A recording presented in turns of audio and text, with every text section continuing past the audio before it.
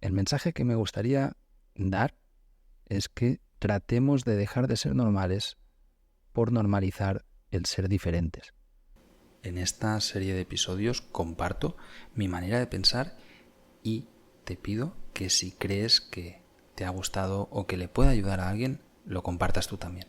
Compártelo a una única persona y dejemos todos de ser normales para comenzar a vivir distinto.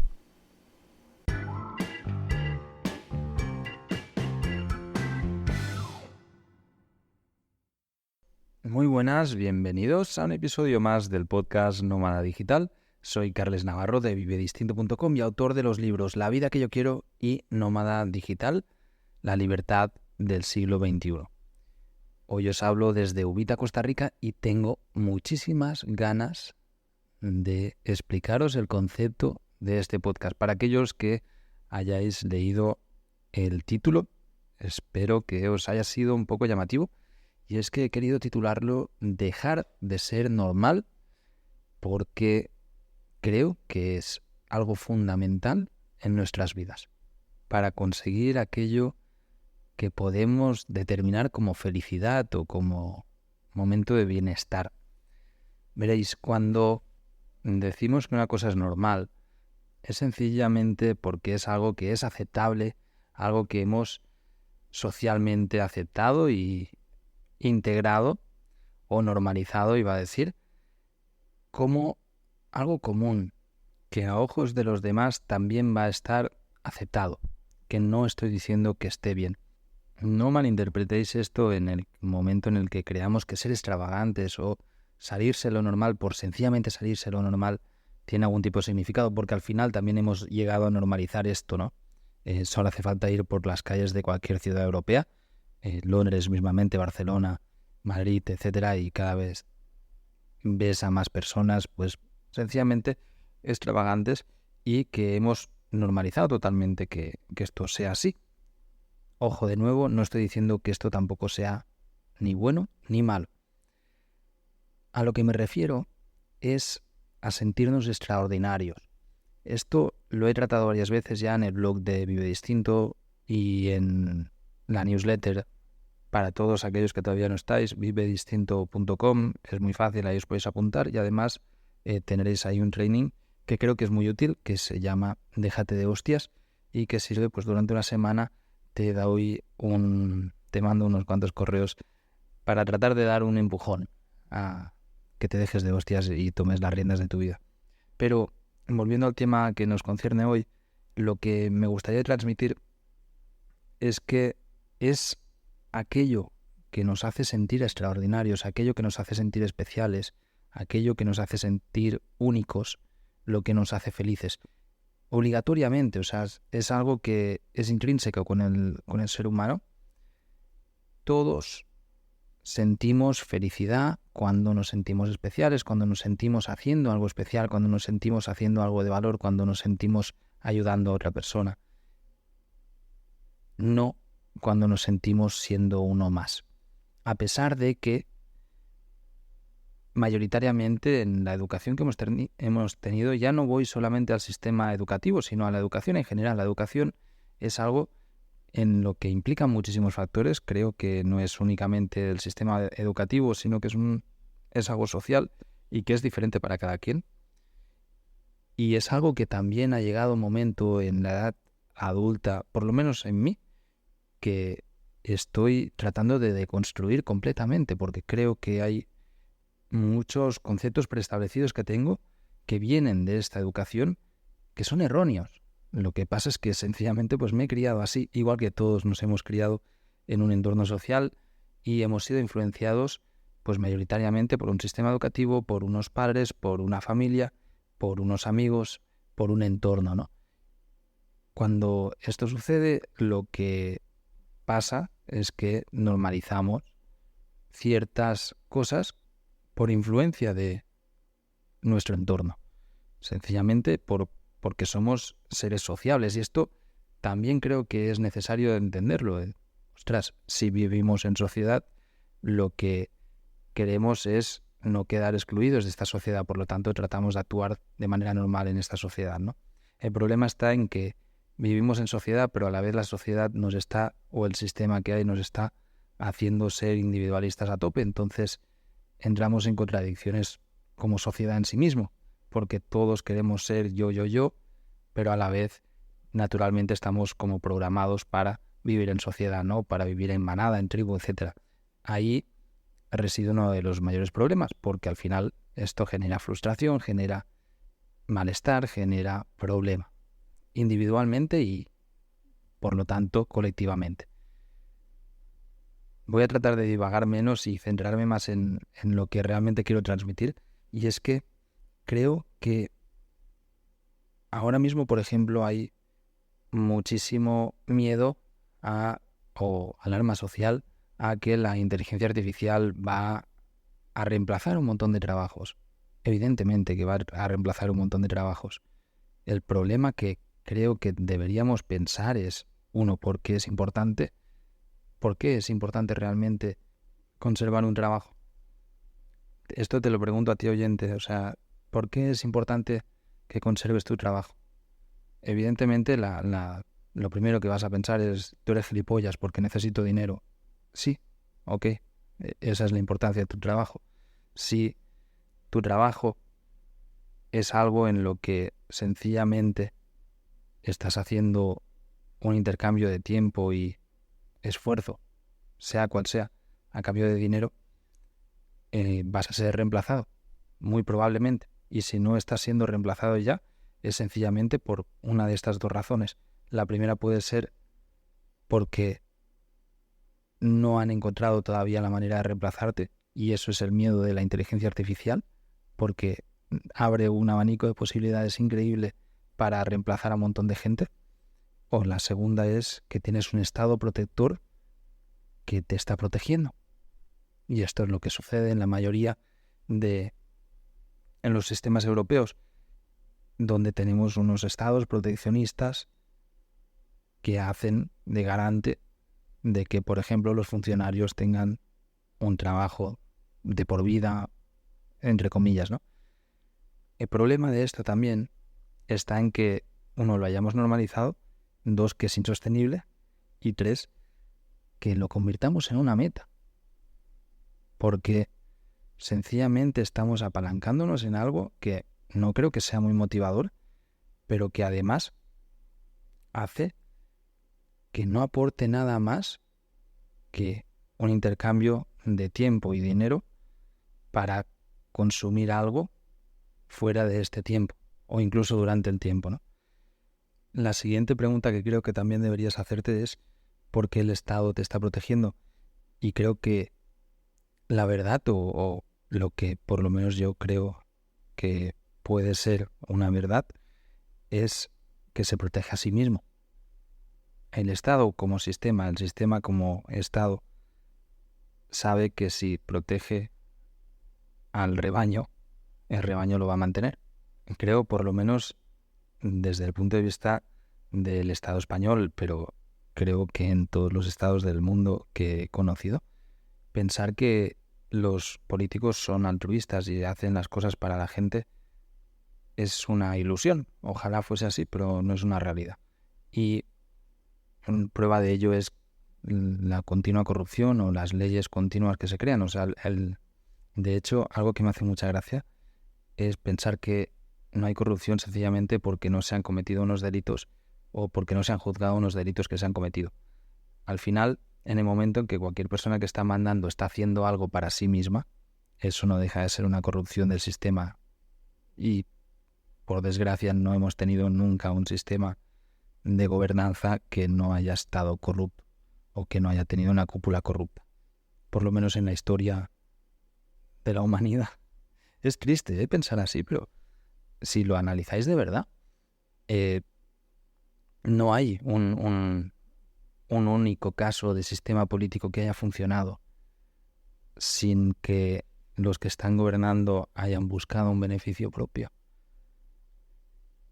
Y me refiero a un beneficio propio en contra de los de la mayoría, porque es lícito buscar un beneficio propio para cada quien, pero creo que no es ético hacerlo si vas en detrimento de los demás.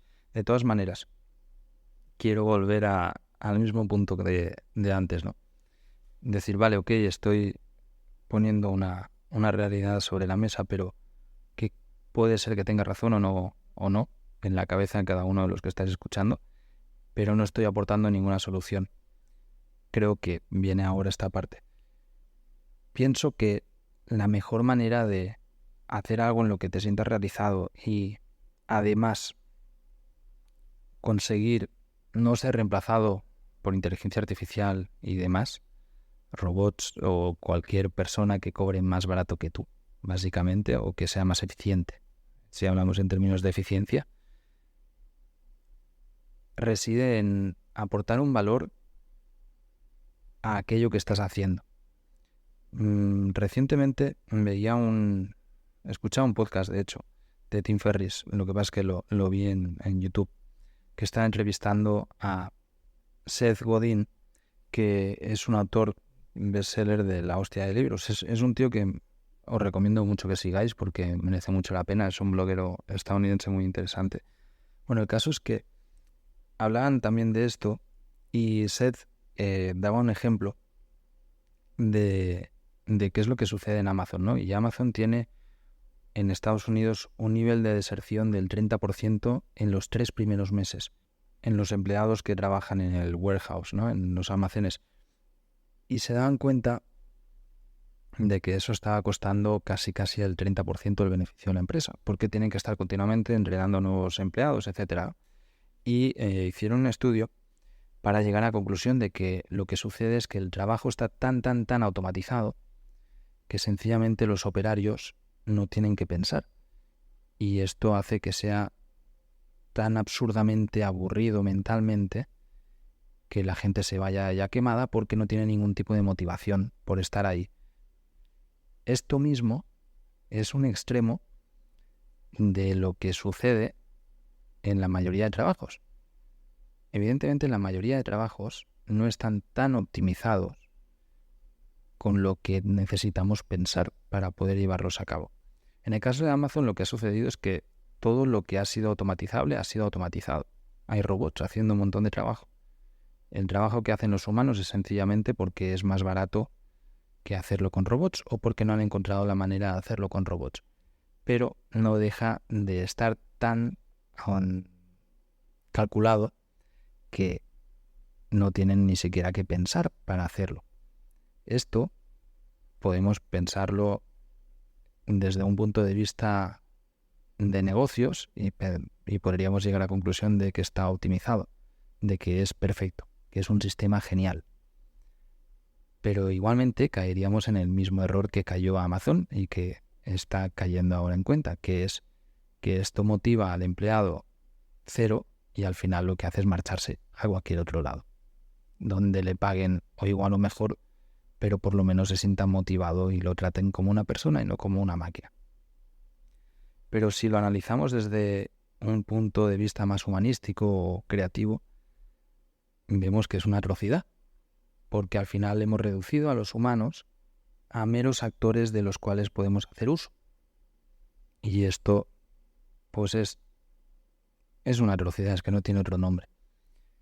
Creo que si tuviésemos todos un punto de vista mucho más humano hacia las cosas y nos diésemos cuenta de que todos somos personas, todos, los que estamos aquí, los que están en otro lado y el que te sirve un café o el que te pone gasolina en el coche, y que todos tenemos nuestros propios problemas y tenemos nuestras cosas y familias y demás, pienso que viviríamos en un mundo bastante mejor. Porque deshumanizarnos hace que nos tratemos como podemos tratar a un objeto, porque las máquinas al final son objetos. Y creo que eso es chunguísimo. Evidentemente que no es nada nuevo, que hace miles de años que a los humanos se han tratado entre ellos como objetos. Prueba de ello está la prostitución, las esclavitudes, cualquier tipo de misoginia que os podáis imaginar. Esto, bueno, sin más. O sea, que esto sucede no es una novedad de ahora. Lo que pasa es que ahora está sucediendo el cambio muy rápido. Y al final es ahora donde vivimos. Por lo tanto, ya a mí me toca hablar de ahora, porque los que me estáis escuchando lo hacéis en el presente. Y esto creo que también está muy bien tener conciencia de ello. El caso es que me ha hecho reflexionar un montón este comentario que están haciendo de lo de Amazon, porque al final Amazon lo que está pensando ahora es cómo poder mantener motivados a los empleados para tener una retención mayor, porque aunque aguanten un mes más, ya sería un aumento enorme, porque al final solamente le aguantan 3 meses, de los cuales están, creo que es 1,5 en periodo de entrenamiento, así que tampoco es que le saquen mucho provecho a sus nuevos empleados. Evidentemente, de nuevo, ellos lo están haciendo por el dinero, y creo que no es la finalidad correcta de ello, pero si lo analizamos, nos damos cuenta que cada vez más los que vivimos en mundos occidentales y tenemos ya lo básico cubierto, valoramos el estar motivados, el estar en un ambiente de trabajo que nos guste, el estar con un jefe que nos guste, el estar con un equipo que nos motive, el estar rodeado de personas que sean útiles, el estar rodeado de personas que nos hagan ser mejores y el estar continuamente en desarrollo o trabajando para algo en lo que creemos que estamos haciendo un cambio. Y hacía referencia justamente a varios estudios que demostraban esto mismo en Estados Unidos, ¿no? El caso es que creo firmemente que es así. Yo cuando estoy haciendo algo como lo que estoy haciendo ahora estoy muchísimo más motivado que cuando estoy haciendo algo, y lo hablaba la semana pasada en el episodio de la semana pasada, que cuando estoy haciendo algo en lo que no me siento tan motivado, porque sencillamente lo estoy haciendo porque debo hacerlo. Y creo que eso mismo os pasa a todos los que me estáis escuchando. Y eso sencillamente viene, entre muchas otras cosas, por ese principio que tenemos en nuestra cabeza de querer ser normal. Porque nos han enseñado a reprimir aquello que nos hace diferentes. Y en realidad deberíamos de entender que todos somos únicos. El mensaje que me gustaría dar es que tratemos de dejar de ser normales por normalizar el ser diferentes. Lo voy a repetir porque antes lo he escrito y creo que tiene más fuerza de la que imaginaba a priori. Tratemos de dejar de ser normales por normalizar el ser diferentes. Porque es aquello que nos hace diferentes, que nos hace únicos y que agrega valor a aquello que hacemos en cualquier cosa que hagamos. ¿Por qué hay personas que tienen éxito en lograr aquello que se propone en su vida? Y la mayoría de las veces es porque hacen cosas diferentes a lo que hacen los demás. Es porque hacen algo que tiene una marca personal que se transmite en todo aquello que están haciendo. Y estoy pensando en muchísimos ejemplos, desde una persona que puede ser ilustrador y que da un toque especial a aquello que hace, a yo mismo, que grabo podcast, hay miles de podcasts. ¿Por qué me estás escuchando? Porque soy diferente. Porque soy yo. Y no digo que sea mejor, sencillamente porque soy yo. ¿Por qué vas a un sitio y no a otro a comer? Repetidamente, evidentemente. Si estás por ahí y te vas a alimentar, pues puedes terminar en cualquier lugar. Porque lo hacen mejor, porque hacen algo especial que te gusta más. Ante cualquier cosa tenemos dos opciones: hacerlas normal, buscando ganar tiempo y dinero, o hacerlas de alguna manera que te importen a ti e importen a los demás. Y yo creo que esa es parte de la clave necesaria de la felicidad o de la realización. El ser capaz de importar a los demás, sentirte importante para los demás y de hacer cosas que importen. Cuando tú pones el foco en eso, en lugar de sencillamente en hacer cosas que te generen dinero sin salirte de la normalidad, es cuando te sientes realizado, porque consideras que estás siguiendo un propósito, una meta, lo que sea. Y creo que es ahí a donde necesitamos llegar a entender que esto debería ser nuestra normalidad, nuestro día a día. Y es justamente en esto en lo que deberíamos de basar nuestras creencias y nuestro quehacer. Imaginaos si en lugar de levantaros para ir a trabajar a un sitio de mierda, sé que muchos de los que me escucháis pensáis así de vuestro sitio de trabajo. Y es a lo que le dedicáis más energía, no únicamente durante las 8 horas que trabajéis, o las 7, o las 10, o las que sean, sino en todo el momento en el que está tu vida girando en torno a eso. Imaginaos que en lugar de eso os estáis levantando para hacer algo que creéis que puede importar a los demás y que pueda aportar a los demás. Y encima os podéis sentir reconocidos por eso. Si lo imagináis de verdad, entenderéis cómo os llena. Sencillamente esa es la palabra, te sientes llenado. Te llena el alma, te llena el espíritu, diré como quieras. Evidentemente que esto no se consigue porque sí. Requiere esfuerzo, requiere pensar, requiere ideas, requiere ejecución. Y yo no tengo ni puta idea cuál es la receta mágica de esto, no os equivoquéis. Esto también pasa muchísimo y me pone de los nervios. ¿Sabéis qué pasa muchas veces cuando digo este tipo de cosas en el podcast o las escribo en los correos o lo que sea? La gente dice, ajá, pues sí, y yo quiero eso, dámelo. Dámelo, no, cojones, hazlo tú. Esto a mí me flipa. ¿En qué momento te crees que tú vas a recibir esto de mí? Es tu vida, de mí o de nadie. Por eso hay tantos incautos pagando locuras por internet por cursos de mierda, porque te prometen soluciones que no son su responsabilidad, que son tu responsabilidad. Y no te las van a dar un curso de mierda. No es eso, no es así como funcionan las cosas. Vas a tener que hacerlo tú. Y yo no tengo ni puta idea cuál es tu manera de hacer eso. Yo solo te puedo decir que si haces cosas, van a pasar cosas. Por experiencia propia y por lo que he podido observar a los demás. Pero que si eres normal, vas a terminar siendo normalmente depresivo, normalmente deprimido, normalmente alcohólico. Por cierto, esto también creo que es algo que hay que dejar de normalizar. Llevo unos días que no estoy bebiendo alcohol porque sencillamente he estado con el problema de estómago que os conté la semana pasada. No bebo normalmente, pero sí que me da igual. O sea, estoy en un entorno social en el que bebo, pues bebo. Y me he dado cuenta de lo desplazado que te puedes sentir por ser sano. Es la hostia. No soy una persona especialmente sana, pero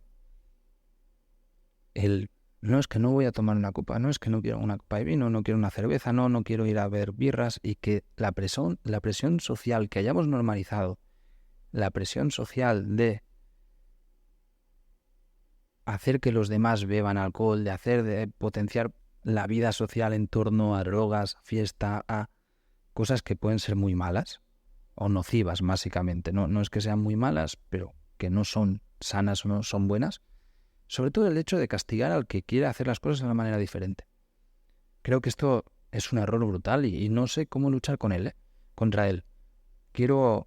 Poco a poco voy a ir investigando en esta línea porque creo que yo ya hago las cosas muy diferentes de por sí, pero muchas veces me he encontrado actitudes de personas que me quieren, de amigos, familia.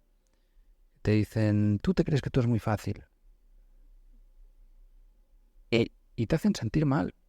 Te hacen sentir mal por ser diferente. Oye, que yo no tenga tu vida de mierda y que tú estés amargado con una puta vida que no te gusta, no es mi culpa. Esta puede ser una buena respuesta para la siguiente. Lo que pasa es que supongo que no le va a sentar bien a la persona que se lo diga. Pero estaba pensando en hace muy poco, estaba en Cataluña, me reuní con la familia y un grupo de amigos y había una persona que estaba haciendo un gran problema y le dije, oye, si directamente es que dices que no, que te niegas y punto. Y un tercero me contestó esto, ¿no?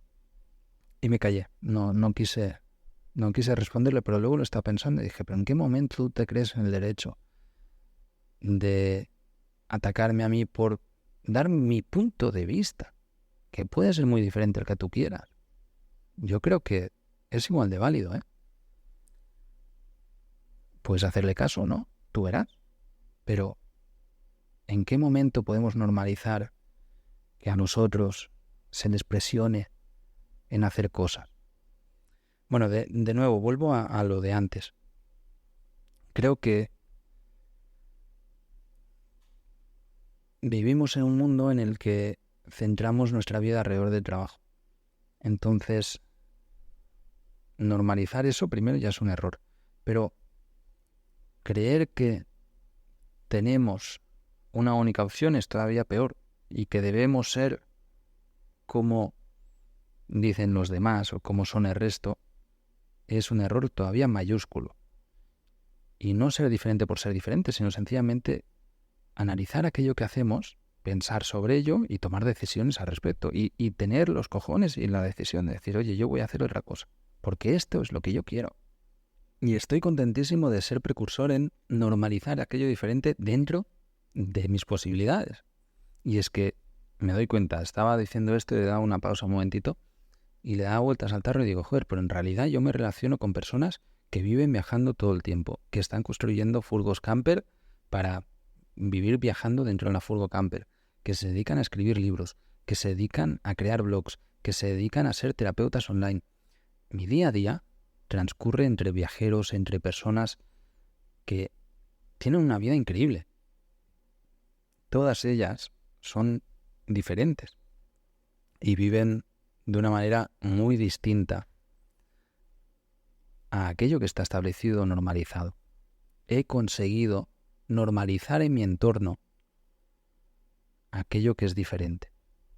Y esto es la hostia. Y os invito a que hagáis lo mismo. Pero sí que es cierto que cuando vuelvo a ambientes normales, me siento excluido, me siento muy diferente y siento una batalla interna con mi normalización, ¿no? En el hecho de,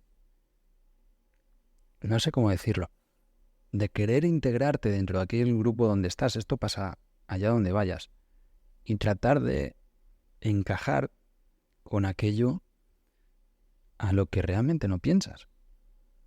No sé si os ha pasado alguna vez, pero bueno, es que estoy seguro que sí.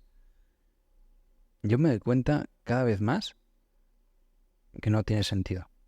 Que no tiene sentido estar compartiendo tiempo, porque entonces no lo estás compartiendo, lo estás gastando en sitios en los que no te estás a gusto por el entorno en el que estás, o que no estás a gusto porque hay alguien que te hace sentir mal, o porque no estás a gusto con aquello que estás haciendo. Creo que si lo pensáis, seguramente pensaréis exactamente igual, porque es lógico. Al final, si entendemos que no somos eternos, que, oye, todos vamos a morir, el tiempo que estás compartiendo con los demás, que estás dándolo con los demás, es un tiempo que deberíamos de valorar. Y normalizar todo aquello que no valoramos o que hace desmerecerlo es un error tremendo. Yo no creo que pudiera estar con una pareja o no me gustaría encontrarme en la situación de estar con mi pareja y ver que estamos mirando Instagram por matar el tiempo o no haciendo ni mierda, o sea, nada útil, nada con sentido, aunque sea compartir. O sea, para mí útil es, oye, jugar a cartas, cenar juntos, hablar, pasear, aunque sea en silencio, no importa. Es un buen uso del tiempo, desde mi punto de vista. Pero hemos normalizado pasar 3 horas al día en Instagram. ¿Creéis que esto es normal? Hemos normalizado estar en TikTok, en las redes, en todo esto. ¡Qué mundo, eh! De nuevo, ojalá que normalicemos el ser diferente. Un abrazo a todos. Espero que te haya gustado este episodio y te invito de nuevo a que lo compartas con alguien a quien creas que pueda ser útil este mensaje, porque a mí me ayuda un montón. Tienes ahí un botoncito y tardas 5 segundos en hacerlo. Nos vemos en alternatriu.com o en vivedistinto.com en la newsletter o allá donde queráis. Un abrazo y hasta la semana que viene.